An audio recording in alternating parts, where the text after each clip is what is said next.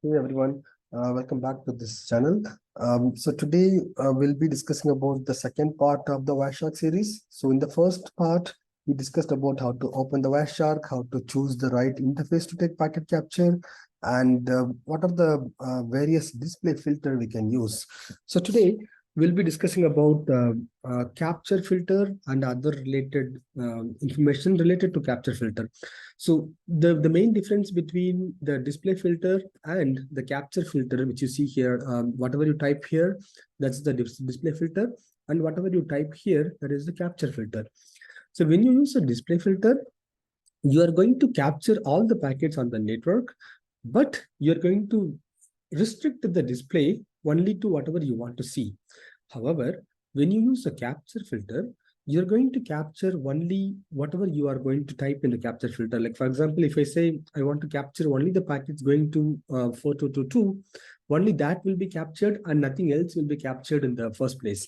So that will save a lot of resources in terms of like, for example, if you are taking a packet capture on a very noisy server, and you don't want to see all the traffic, but only the traffic going to a particular destination, that will come really handy. So let's quickly go over it. So you can click on capture option here. And so once you click on capture and then options, so we all know that the interesting interface for us is Ethernet 0. So to start with, okay, I already I've edited it. So the first option I want to talk about is the snaplen. So when you take packet capture, for example, let's say you are doing a transfer of 2 gig and you want to take the full transfers packet capture, and what will be the size of that packet, or what will be the size of that file once you save the capture? Any guesses?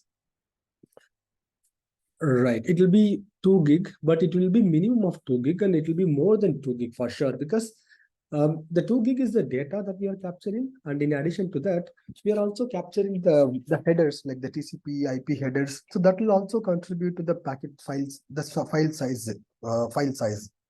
So, so here in this example, I'm going to keep it as 128 because nowadays, most of the communications are encrypted. So even if you're going to capture the whole data, you're not be able to see what is there in the data, right?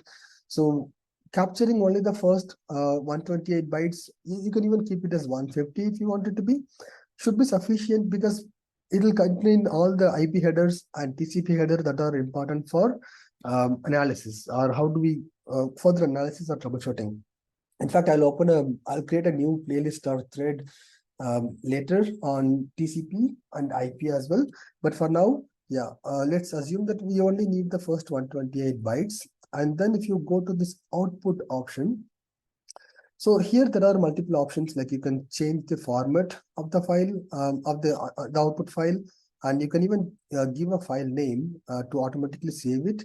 And you can have this option where after every uh, maybe 100 packets captured, create a new file. So when you choose this option, what happens is it will take packet capture continuously, and once it reaches 100 packets, it will save that to a file and then create a new file and start saving the new packets to that file.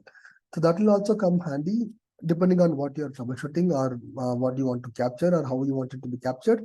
Or you can even choose it like after this much KB, or after this much time, you can create a new file, so that like you can have all these kind of options while taking the capture. So for now, I don't really want this option. In fact, okay, let's see. We'll try this also. So I'll go to this browse, and then I'm going to give a name. Let's say icmp.pcap is the file name I'm going to give. And I want this to take a new packet after every 10 packets. So once the 10 packet is completed, I wanted to create a new file. So now the option field where you can choose it to stop maybe after 20 packets. So I want the capture to be stopped after 20 packets and I'm done. Or you can even choose like after a number of files. If you remember, like we were creating files earlier, right? Okay, let's keep it that way. So after you create 2 files, we have to stop the capture, right? Now, the interesting thing which I brought up earlier is the capture filter. So what I'm going to do, I'm going to create a capture filter with a host of 4222, right? So let's start the capture. And right now, if you see, we are not at all capturing anything. unlike earlier. So if you see, there's no packets captured, right?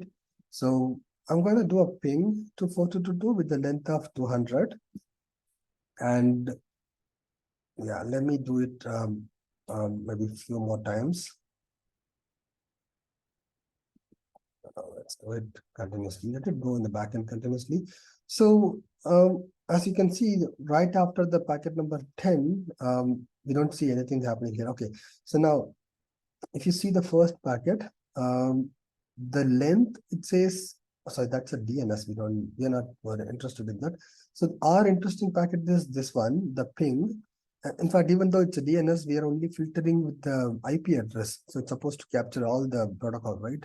So if you see the length, as per the IP header, it's 228 bytes, right? Because we used 200 while doing a ping, and after 200, which is the data size of the ping, there will be a 20 bytes for IP header and 8 bytes for ICMP header. So that's how it became 228. Now, how much data we captured here? If you see in the frame 5, the first line, we only captured 128 bytes. So even though the whole data is of 228 bytes, we only captured 128 bytes. And if you go to the data field and ICMP, we see the data is only 86 bytes. So that's all we have the Wireshark captured out of the total 242 bytes. So this will come really handy when you are taking a packet capture for a huge file transfer like 2 GB or even 5 GB. And when you filter it with only, or when you do a snaplen with only 128 bytes, the whole 5 GB file transfer you can capture, and the resultant packet size of the file will be less than 100 meg or something like that. It will be really interesting while troubleshooting larger issues. Like while opening the file itself, like if it's a 2 GB file, it's going to take a lot of time. Whereas if it's a 200 meg file, it can be opened pretty quickly and you can navigate through it extremely easy. So that's all about this one. So let's see. We wanted the capture to be stopped after 2 files, right? So if you can see, we have 2 files created, and right after the second file was created, the capture automatically stopped, and we no longer capture new packets. So that's all about this video. So the next part 3, I'll come up with an advanced feature of Wireshark. Thank you.